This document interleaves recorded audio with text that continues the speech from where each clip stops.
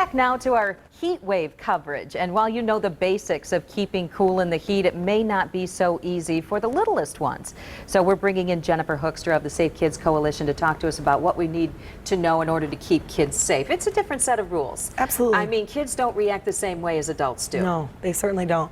Especially our little ones. You know, they can't always communicate to us that they're getting hot or they're thirsty. Right. So as parents, we really want to keep our kids hydrated, make good choices. How do you know that they're dehydrated? Let me ask you that. Yeah, you can certainly look for signs. When kids' faces start getting really flushed, when they're really red, when they're starting to breathe heavily, and when they're asking for a drink. What parents don't realize is kids' bodies are already 2 to 3% dehydrated when they're asking for water because they're thirsty. So we want to keep a water bottle handy all the time. Find a special water bottle that the kids will drink from all day long. You can never have too much water. Right, and encourage them to drink before they're thirsty. Absolutely. Yeah, just make sure and to it keep really drinking is water. about the water. You know, oftentimes us as parents, we think about the juice or the Gatorade or the sports drinks, but really water is the best source of replacement for those kids. What are the rules about babies? That's a good question. Yes. It really does depend on the child. We can't say there's always a specific, but we definitely want to keep our kids out of the sun, we want to keep them in the shade, keep them in the cool. Limited amounts of time out in the warm weather is okay, but we really want to keep their bodies cooled.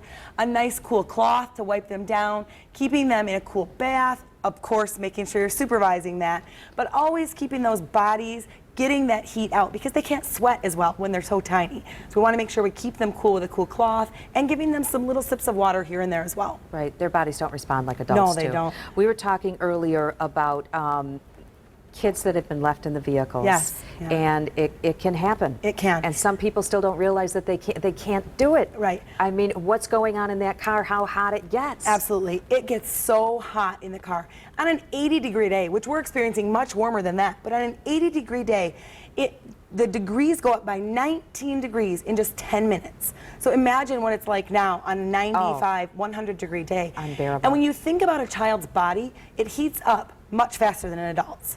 We talked about ACT. Yes. And really quick for our viewers out there, something really important to keep in mind. Avoid kids alone in the car. Make sure you create reminders that your kids are in the car and take action. If you see a child alone in the car, call 911. That's right. And when you say create something to remind you that the kids are in the car, put something important in the back seat so that you turn around and you're like, oh my gosh.